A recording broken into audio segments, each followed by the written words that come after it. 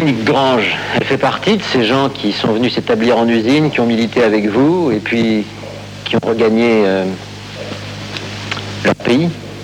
Dominique Grange est mieux à sa place de chanteuse que d'être les domis. Elle peut mieux faire passer un courant, et elle a appris beaucoup de choses maintenant. Quand elle a vécu quelque chose, elle peut aller parler, elle peut faire des choses. Moi, je dis que Dominique, maintenant, peut apporter beaucoup de choses. Elle a porté un creuset. Dominique, vous êtes resté dans la lutte militante d'après 68, peut-être plus longtemps que n'importe qui. Hein. Oui, ça a duré jusqu'en 75. Vous êtes de famille bourgeoise. Hein. Comment avez-vous abouti à cette extrémité, enfin, de la clandestinité politique? C'est 68, ça, hein?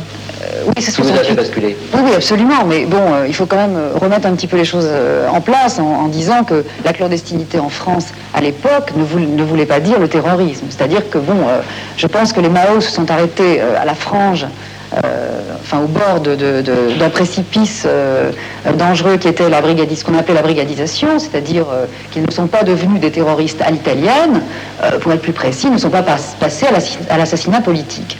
Pour en revenir à votre question, qui est l'itinéraire qui m'a mené à ça, c'est vrai que c'est 68. C'est clair que 68, c'est pour moi, comme pour tous les gens qui sont exprimés ici, c'est un bouleversement considérable. Et c'est une rupture avec mes activités antérieures, qui étaient le show business. Oui, le show business. Hein. Vous étiez, avant 68, une chanteuse qui commenciez à avoir un certain succès. Vous passiez dans les émissions à la mode, le Bienvenue de Béard, on vous voyait très souvent. D'ailleurs, je vous propose, si vous le voulez bien, on va regarder tout de suite un extrait de ce Bienvenue de Béard. Ça va vous rappeler des souvenirs, je suppose.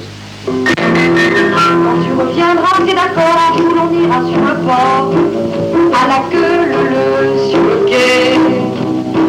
Pour contenir tes admiratrices, on aura prévenu la police. Il te couvrira de bouquets.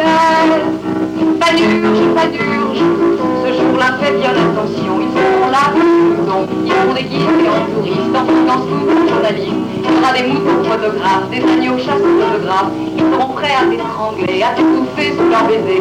Même si tu es pris de panique, pique une tête dans ton public. Puisque tu es le responsable de tout ça, montre-toi capable de mourir avec tes contrats. Pas d'urge, pour une fois jette-toi à l'eau. Regardez l'exploiter quand il rentre le soir, et regardez les femmes qui triment toute leur vie, ou qui bavaient sur nous, qui dites qu'on s'en bourgeoise. Descendez dans la mine, à 600 mètres de fond, c'est pas sur vos tapis qu'on meurt de silicose. Vous comptez vos profits, on compte nos mutilés. Regardez-nous vieillir au rythme des cadences. Pas trop, regardez-nous, c'est la guerre qui commence. Nous sommes les nouveaux partisans, tireurs de la guerre de classe. Le camp du peuple est notre camp. Nous sommes les nouveaux partisans. Claude Tournelle, vous préférez la Dominique Grange là, qui chante les nouveaux partisans, ou la jeune fille blonde que nous avons vue à l'instant dans Bienvenue? Non, je préfère les nouveaux partisans. C'est une chanson qui veut dire quelque chose pour vous? Ah oui. Elle a été importante, cette chanson, pour vous? Oui, très, très importante. D'ailleurs, elle a été faite avec nous. Ah bon? Chez les ouvriers qui y ont participé. Aujourd'hui, ça semble un peu surréaliste, hein, tout ça, je veux dire. Quand on le voit avec le recul, ça nous semble très lointain.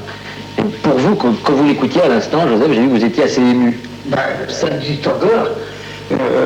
Moi, j'ai mon frère qui est mort à silicose à 36 ans. Moi-même, j'ai respiré d'oxygène. Quand à part de mourir à 600 mètres de front, ça me touche. Donc la chanson, elle est encore. Et d'ailleurs, quand on le passe chez nous, les gens ils se demandent mais où on l'a eu. Pardonnez, même des ouvriers, mais j'ai vu un délégué de la CFDT qui l'a demandé. C'est un mouvement donc qui vous a porté 15 ans, Dominique. Est-ce que pour vous, en tant que femme, vous étiez une jeune fille à ce moment-là, maintenant vous êtes une femme, est-ce que ça a été une épreuve difficile, ces 15 ans de militantisme? Non, parce que j'ai pas, je veux dire, personne ne m'a contrainte et je l'ai fait, vraiment, j'ai aimé, je reprends les paroles de Joseph, j'ai aimé ce que je faisais, vraiment, j'ai aimé essayer de changer le monde. Et sur le plan de la vie privée, ça veut dire aussi que la vie de femme, effectivement, en a pris un coup, que la descendance, enfin, avoir des enfants, avoir une famille, etc., c'était tellement considéré comme une déviation petite bourgeoise, comme une installation dans un espèce de confort, de tranquillité, de bonheur contre-révolutionnaire. Je veux dire, c'était vraiment taxé d'être contre-révolutionnaire, et au point qu'il était à la limite interdit d'avoir des enfants. Enfin, c'était tellement mal vu que je veux dire, ça ne me venait même pas l'idée de qui que ce soit. Ce désir d'être une femme comme les autres, après cette longue parenthèse militante, maintenant vous voulez absolument le réaliser. Vous êtes une femme comme les autres, avec un enfant, avec un compagnon et une vie de femme qui compte avant tout. Oui, je crois que je suis en train de commencer à le réaliser à la quarantaine. Je veux dire, ça y est, je vais souffler. Et je veux dire, toute ma âme et toute ma colère et toute mon indignation sur toutes les idées qui m'ont mise en mouvement, je le répète, en 68, elle existe toujours. Mais simplement, je vais aussi, moi, prendre le droit de vivre ma vie. Et ça, ce droit-là, pendant toute la période du militantisme, je ne l'ai pas eu. Alors Dominique, pour refaire tout ce parcours avec vous jusqu'au bout de cette sortie de 68, on va écouter maintenant une chanson d'aujourd'hui, de la nouvelle Dominique Grange.